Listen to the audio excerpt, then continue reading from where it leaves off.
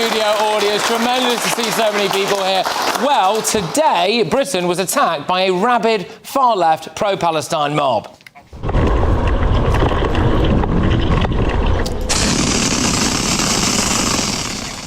Palestine Action broke into RAF Brize Norton, spray-painted a British military plane. Well, it's the same Palestine Action who've done stuff like this before as well, breaking into warehouses, damaging property. They're a menace, basically, aren't they? And Keir Starmer refused to name the problem, OK, put a tweet out. He thinks that breaking into a British military site and damaging a plane that was apparently next to the one that our royal family sometimes fly in is just a bit of vandalism.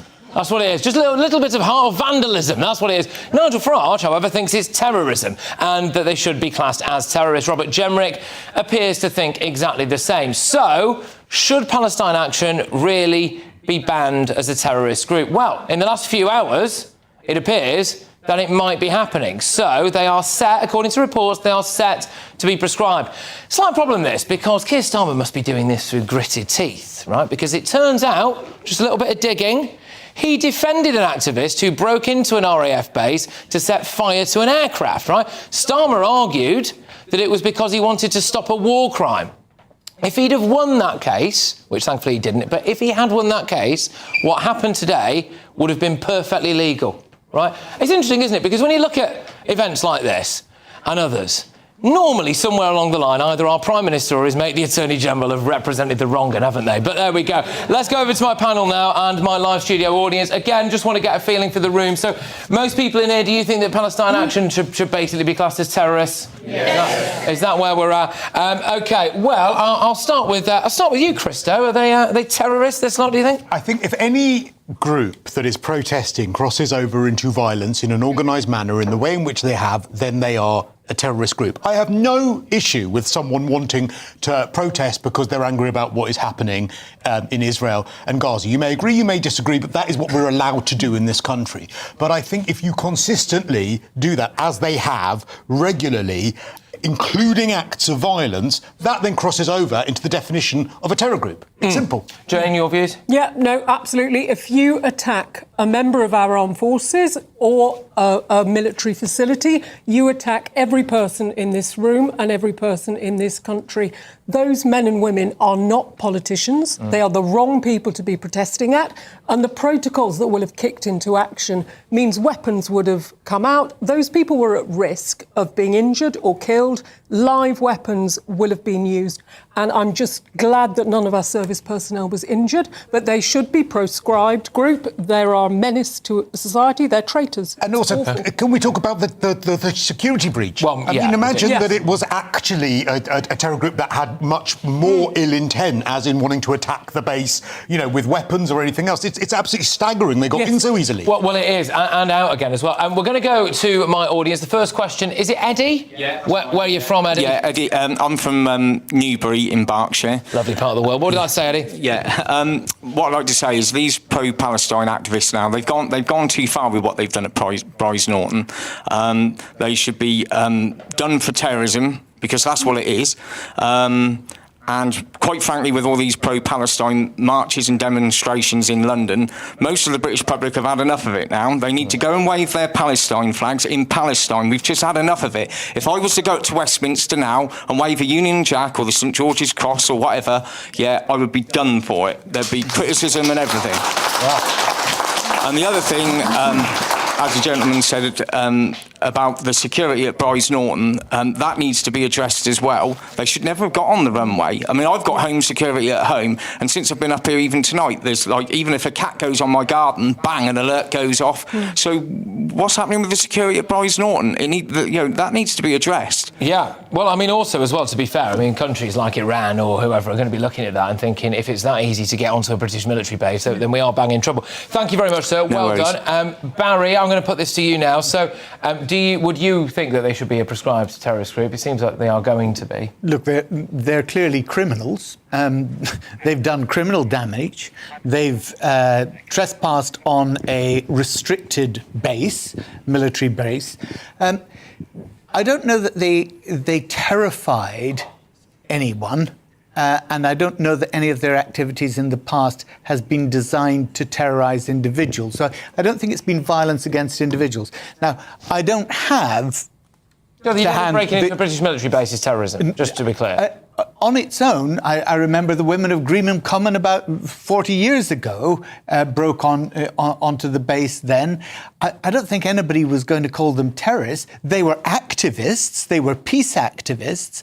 But the people on the base didn't know what these people were going to do. They've also smashed up businesses and done all the things like that. And they're criminals. For doing that, they're criminals. There's no question about it.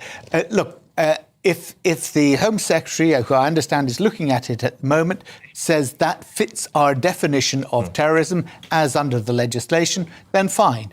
But I do think we need to just distinguish the fact, as Christo was saying, that they have a right to protest, but they must do it peacefully and within the law. Okay. Go on, come back. Our planes, mate. They've attacked our planes. It's a criminal offence. It's more than a criminal offence. It's terrorism. Those planes now have got to go out of service.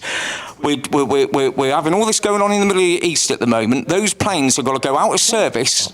And they've got to, be stripped. Their engines have all got to be checked and stuff. Absolutely. And that's going to cost, the taxpayer as well, isn't it? But that in itself is not causing terror amongst people.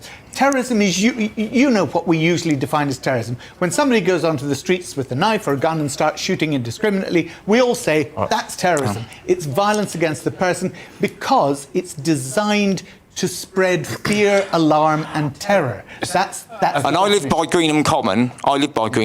And I remember the peace women up there. I don't remember them attacking or damaging planes. They did, actually. I don't remember that.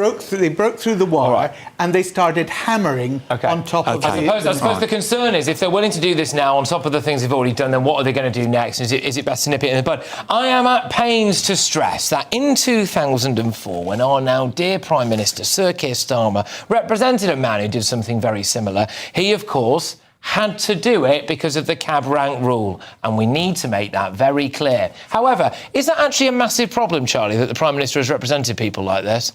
Well, him and his friend Lord Hermer seem to consistently side with all the enemies of Britain. But with that being said, I broadly agree with everything that's been said about Palestine Action so far. Some debate show this is. But I do also think that this organisation does actually have a point, OK? Because what they protest is Britain's involvement in the war in the Middle East. And I personally agree with that. I don't think we should be involved. And I do think that there are some hideous war crimes taking place in Gaza right now. And I think the idea that the British states should be supporting financially and with arms some war in Iran between Israel and Iran. Politicians, not armed forces personnel. That's very sure. No, I agree with that. But what Palestine Action has done by engaging in the activities that they have is they have made that cause look illegitimate because they have engaged in criminal activity to try and push their cause, which actually I think, as a whole, does the movement and the cause damage. Is there anyone else, just to say, is there anyone else who would like to make a point on this? If you do want to wave your hand up, we'll try and get the microphone over to you in a second. But Krista, you made the point there as well about this. The fact is, this is a massive security breach.